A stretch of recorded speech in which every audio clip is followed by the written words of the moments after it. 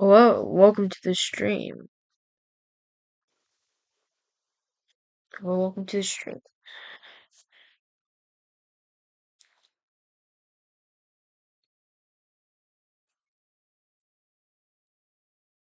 So in the last episode or so of, we would see almost practically the beginning of World War One.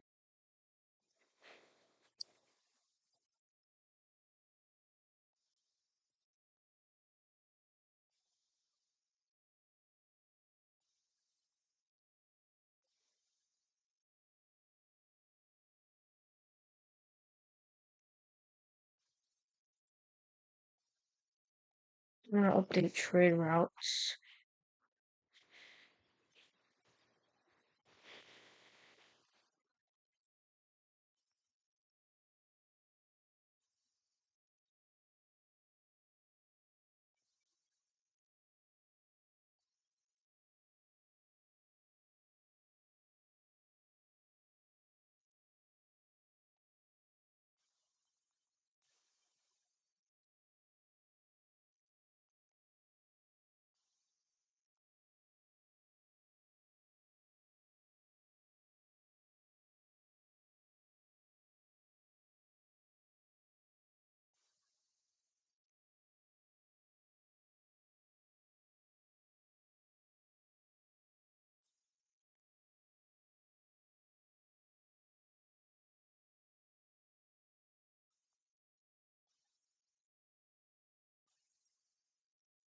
Hold on, not yet.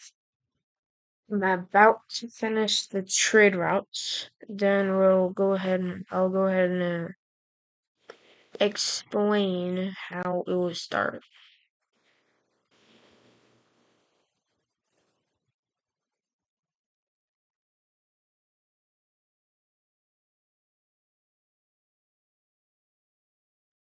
Alright.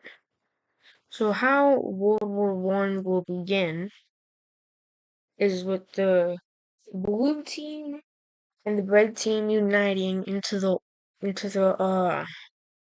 what we call the old imperialist empire. That's what they call themselves, old imperialist empire. It's also known as the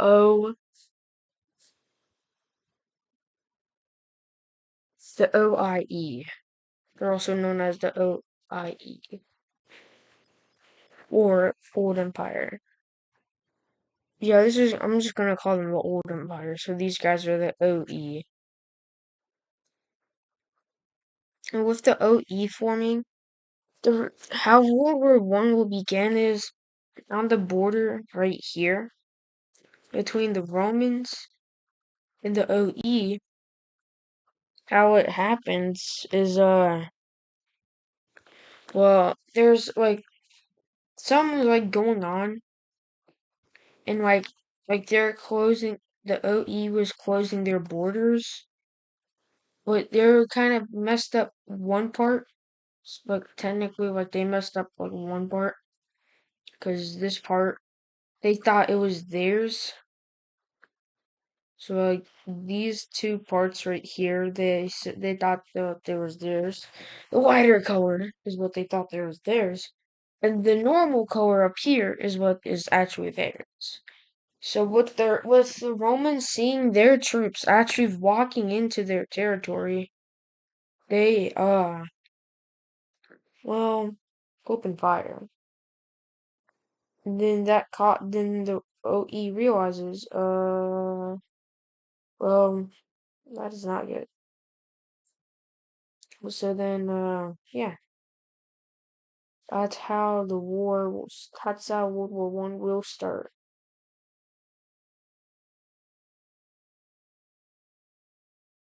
So if the OE never accidentally thought that was a part of their country, maybe they wouldn't have actually had skirmishes.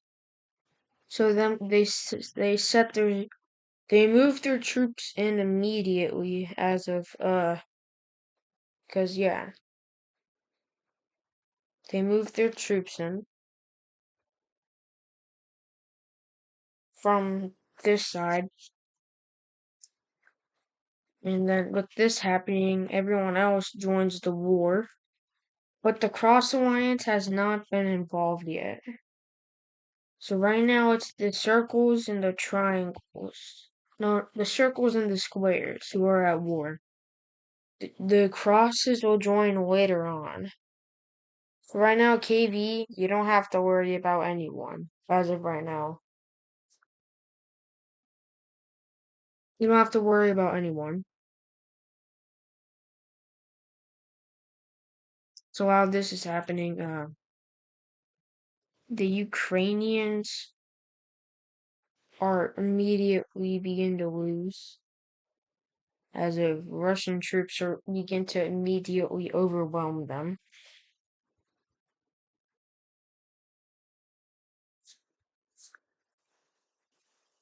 And with that happening, kind of causes them to malfunction, and the Ukrainians are the first ones to surrender over. But the thing is, though, the OE is immediately pushing the Russians back, taking their capital that quick. And yeah, with that happening, we see the resurrection of Ukraine being happening, and they are saved practically. And the Russians, they start to get beat back. Like they get thrown out the window practically. Even though they have such a vast area, it's just bad. Like they have all this, but they're losing like bad. But from here though, the Caucasus will also invade into them. The thing is though, as soon as KV, yeah, as soon as KV enters these guys, since the Caucasus was technically a part of the coalition against them in the Third Caspian War, and that activates the Cross Alliance. So now the Cross Alliance gets brought into the war on their own side because of the coalition. But the thing is, though, the KV Empire knew this was going to happen. So then they immediately pushed their troops back along this front and they move up north and immediately capture their capital. Because, yeah. As for these guys, they immediately do collapse, which ends up leading to Russian victory in this area. But not so much of a victory up in here, as Ukraine is kind of gone. These guys are re-liberated, kind of pushing them back. Ukraine gets liberated over here. At this point, they lose complete control of Ukraine, and they start to get beat back far. The Russians are not doing too great. Really, the square team, the circles are falling apart slowly, but I wouldn't give up. I wouldn't surrender yet, because there could be a possible turn of the tide of the war as it's going. Also on these fronts over here, on the Iberian front, we see that Portugal is already knocked out.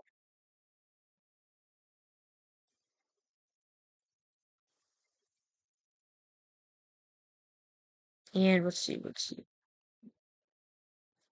And in the colonies, the Dutch are kicking the French's butt. While over here, the Catalonians are cooking them. While this was happening, a little revolution starts in California, as it's the region of California, which is gonna look like this or something. They go ahead and break away. Now this is not great for the Dutch for many reasons. One, because this is a very prosperous area in this timeline. Second, they don't want this area to break away, so they can have control over the Pacific. But yet again, proxies all around their colony in America form. So they're calling themselves the American separatists who want independence. So they kind of form with this happening. We see a major pushback, and the Dutch colony begins to fall apart as of many reasons. And the Russians will continue to push down south and kind of supply these rebellions. Even though they have proxies in Russia, though, the Californians don't activate the proxies because Russia's actually helping them out. So they just tell them, hey, just move into the Dutch territory and just wreak havoc.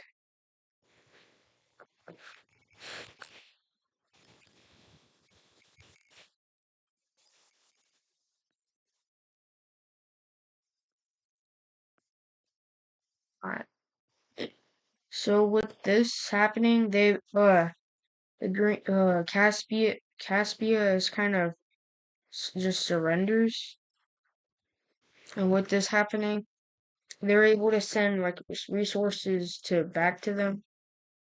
They also on the Arabian Peninsula, they set up a little defense that for now as they can go after Qatar or Oman. So they can go after Oman. So now since they're going after Oman, we also see this entire Dutch colony just completely falling.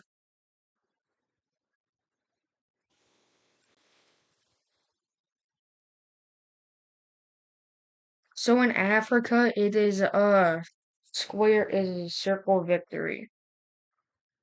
So now with this happening, they continue to push into the OE,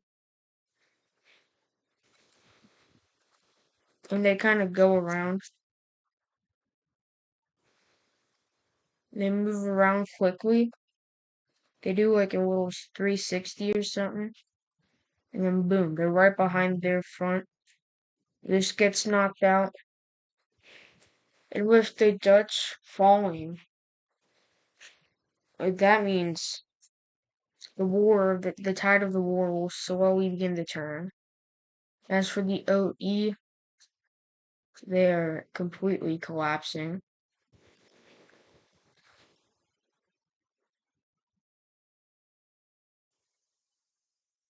With this happening, because the OE is only the real one who's doing the most damage. The OE completely knocks out the Scandinavia, and they move into the Brown team to occupy some of their land. They'll go move in and occupy their land temporarily. So which means they're kind of stuck on all fronts. So that they have to do this all, so they're like completely surrounded, practically. And as they push deeper into the Russians, they slowly begin to slow down due to the artilleries from the KB Empire.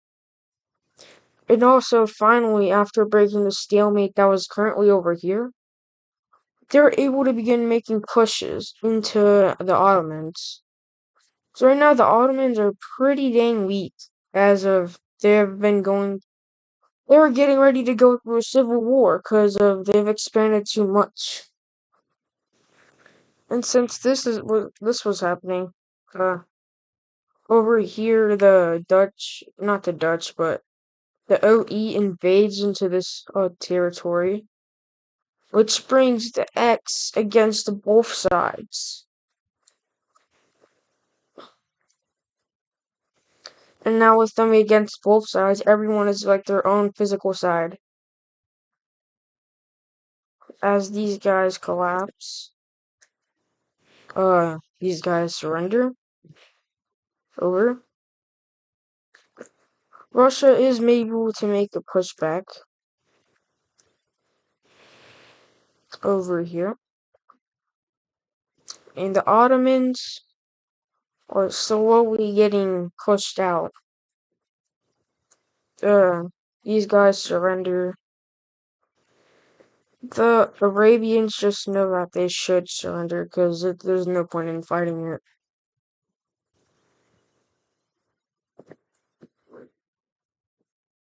Yes, then also, meanwhile, up here, winter comes. And yeah, once winter comes, things aren't looking too great. Things aren't going to be very fun anymore. As if they immediately move up south from Ukraine and burst into the OE front from the south. And then like within 4 hours, they've already retaken the capital. But then 10 hours later, the 10 hours later, the Russians pushed them back to this. Because, like, everyone is helping them out. Because now it's winter.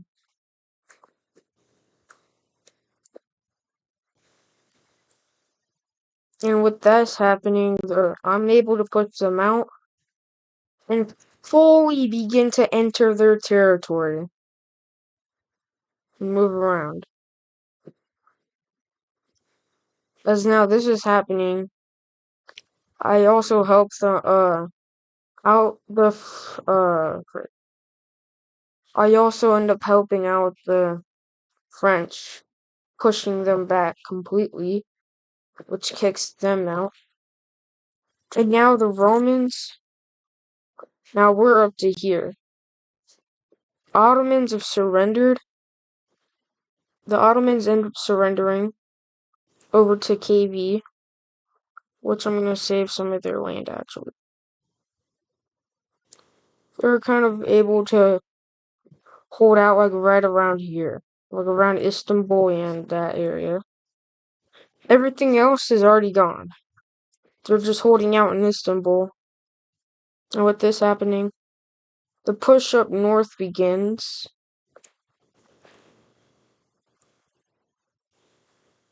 And yeah.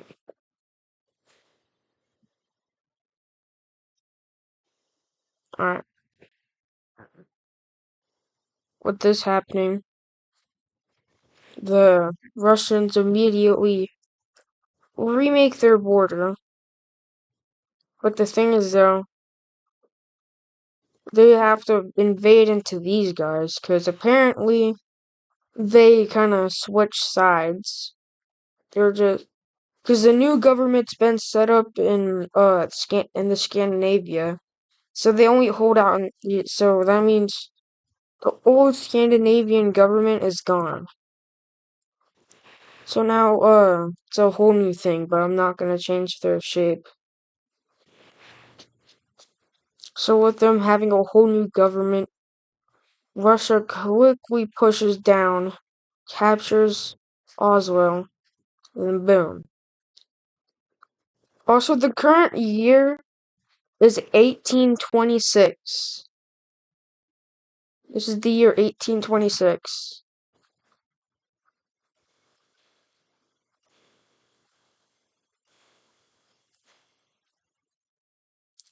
And in the year 1826, this is maybe a year before the complete capitulation of the OE.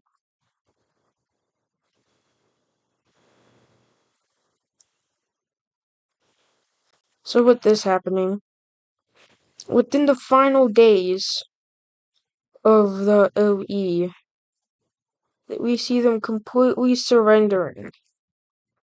So this is what they look like when they'll surrender, which they surrender.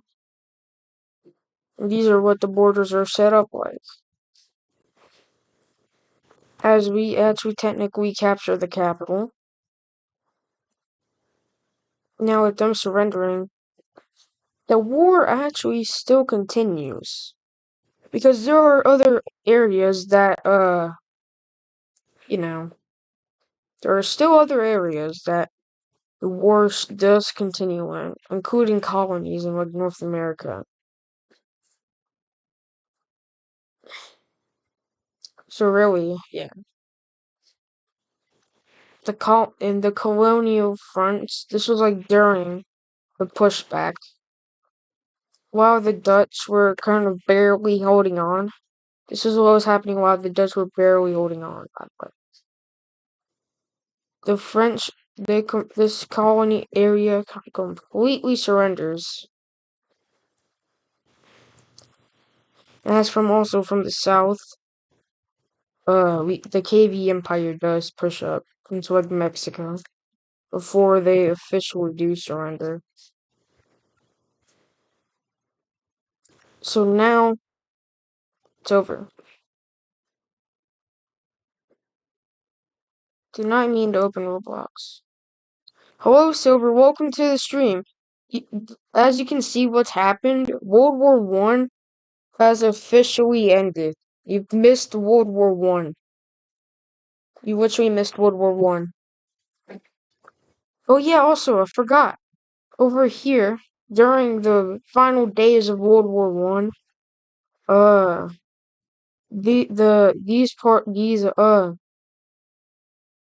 the Eastern Indians knock out the Westerns. So now officially World War One has ended in triple victory.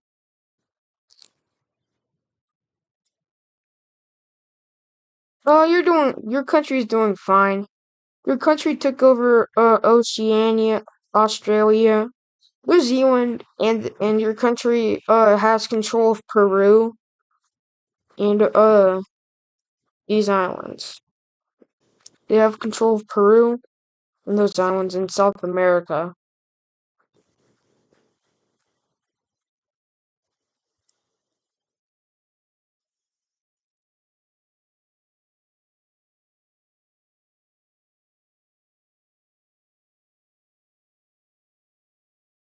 Technically, I wouldn't say it's a 6v1 because allies, so like Russia,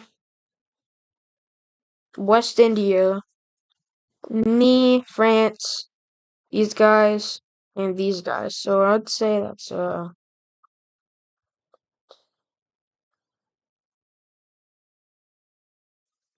I'd say that's a 5v of 6v5.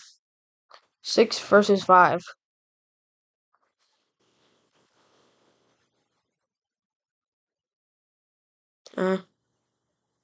Okay. Also, your country has been inactive for a long time. So if you want, you could stay in it as peace treaty is gonna be huge. So we're gonna start off in the Middle Eastern front as of these guys are fully annexed into their empire. Not really, but Russia does gain some lands. As in like all of this is what they gain. Russia also gains all of this. Also, technically, this is not the fourth, frick. Technically, this is not the fourth Caspian War. I mean, if you want to, you could call it the Battle of the Fourth Caspian War, but I wouldn't say it would be.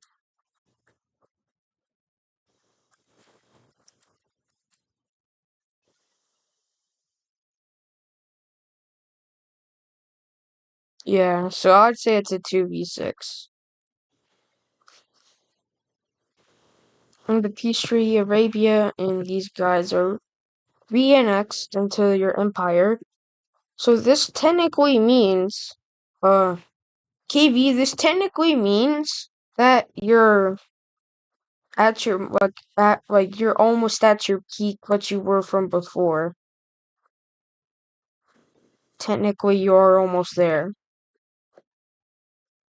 You're almost back. Because technically, you've actually almost made your comeback. Now that I think about it.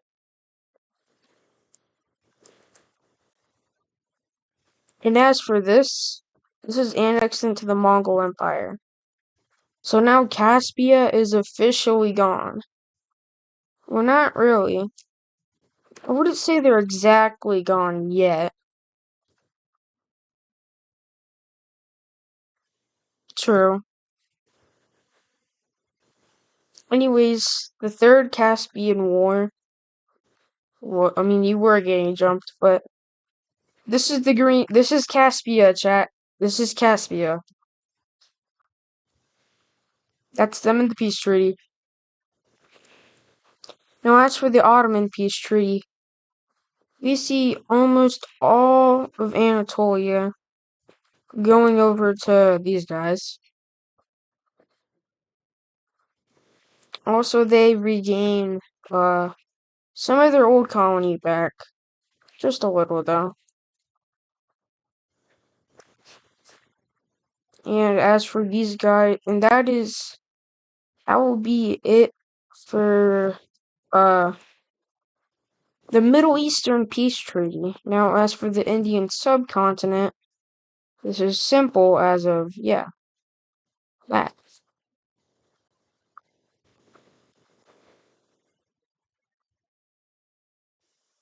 So with that happening, we're gonna next go ahead and take a look at the African Peace Treaty, whereas Portugal is officially going to be non-existent though. So we're going to go ahead and just divide their colony up. And as for all of this, we're going to go ahead and Africanize this a little bit by adding a nice little square.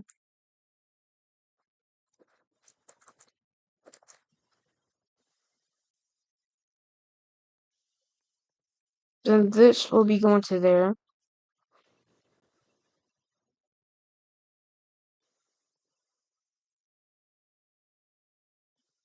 So then that is the oh, here's also Portugal right here. That gets annexed. It is divided north and south.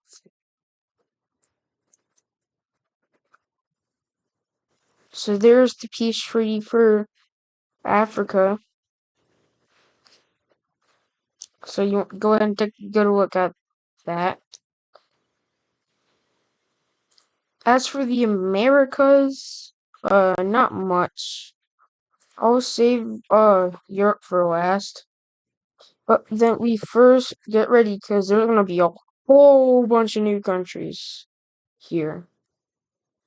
But first we'll see the Russians take all this. Canada, well, necessarily the French will be granted all this. Then United Front of America. I don't know what to call it, so I'm gonna say United Front of America or something like that.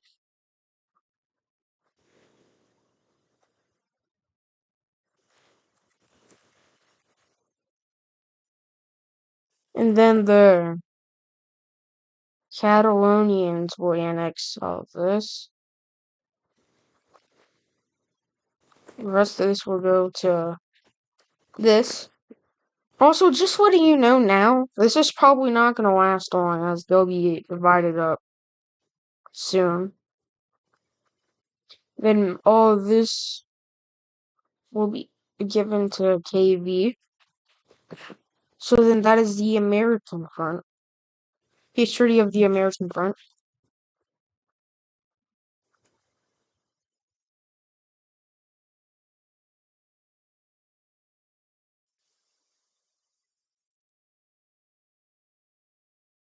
Yeah.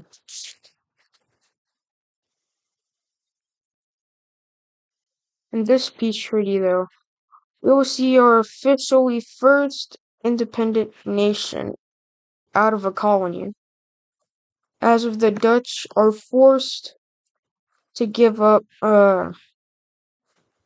Greenland. That is going to be Greenland of this timeline. So that is the peace treaty. Also, let's not go ahead and forget Iceland is also independent. Now, finally, we'll be taking also. Don't ask how the Mongol Empire is still here. They just are. And finally, the peace treaty for the main theater, the peace treaty of Europe. So, Portugal, like I said, they're non-existent now. So they'll go ahead and be divvied up. Just like so. That means there's a good chance that Portugal could come back. And the Roman we annex our little puppet state that was right here. And the rest of this becomes that. So the rest of that becomes southern Spain. So that's the peace treaty for Iberia. Iberian peace treaty is that. Now, as for these parts over here, we'll see Finland fully being annexed into Russia.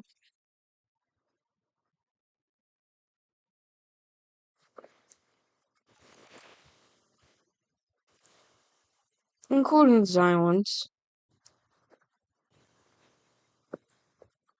But we are not done yet, as Russia does end up also kind of taking all of this.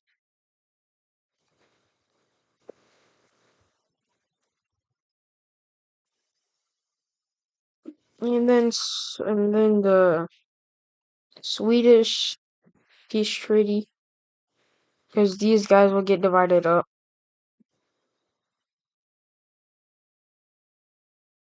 This is Sweden. This is the South Sweden Republic, the southern part of Sweden. And then we will see Norway getting independence. So that is the peace treaty for Scandinavia. This is the peace treaty of Scandinavia. And we'll get the capitals in a second, though. Best rivalry, I would say it's Caspia and KV. I mean, honestly, I could potentially now classify this as like your brand new like peak in territorial expansion. This would probably be your new peak.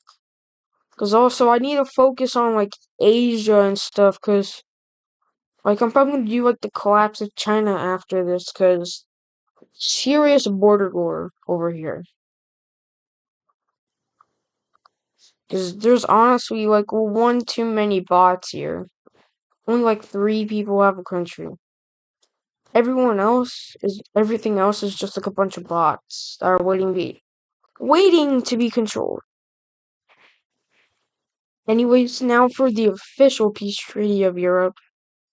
We will see that first though. I'll be taking all this. Then the blue team will end up being forced to be separated from the red team. They are forcefully separated,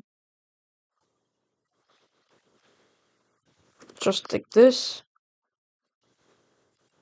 So they are practically just broken apart. Even though after their rivalry, they've kind of decided that they can work together in a way. But don't worry, some lands will be stripped away from the red team and the blue team.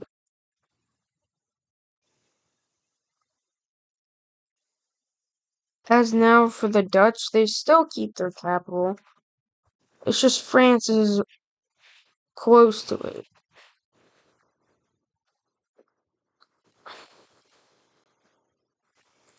Also, Denmark goes independent. So yeah, there's also that. Then this thing right here, another thing right here that'll be broken away from them.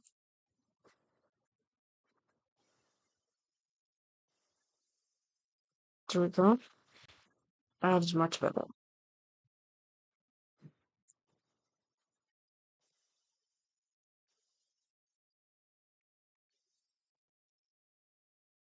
As for Ukraine, they're fully annexed.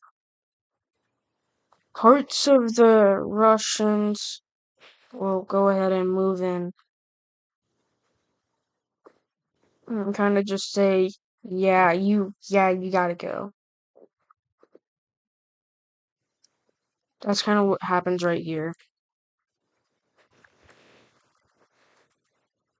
As for this, the rest of this is given independence. Part of the land is stripped away.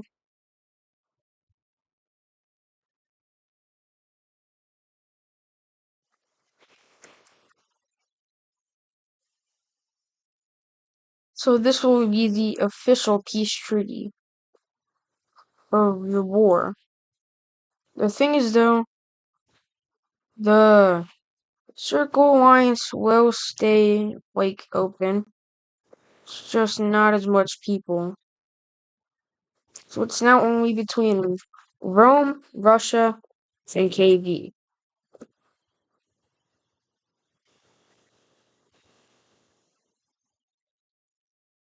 Those are like the only areas where it's still aligned after the war. Because after the war, everyone just kind of went their separate ways and went back to hating each other. But then these two do the unexpected. As before, they were not supposed to, they were supposed to be separated, but they don't care as they reunite with each other. But they're smaller, practically. Also,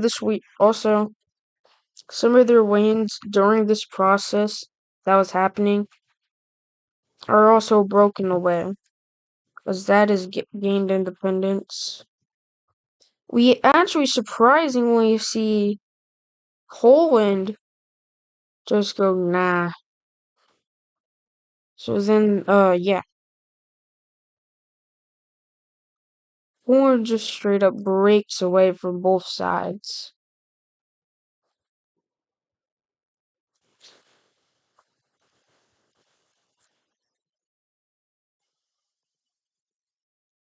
So this is Poland, if you did not know. Then there's this,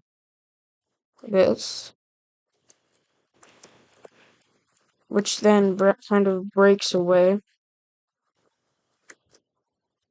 And it's kind of controlled by Russia and Poland. So then we'll just see this is the OE. But then that is so that becomes in a couple of wars that is integrated into the Dutch.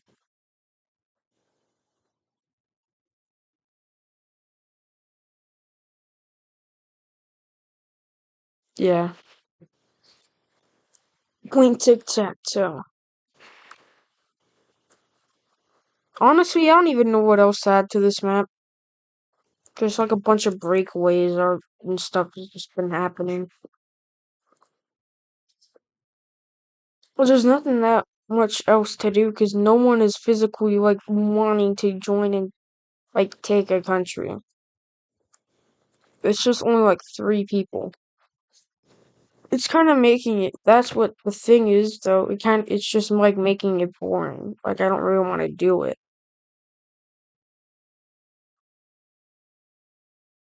because like barely anyone wants a country. Just only like 3 people.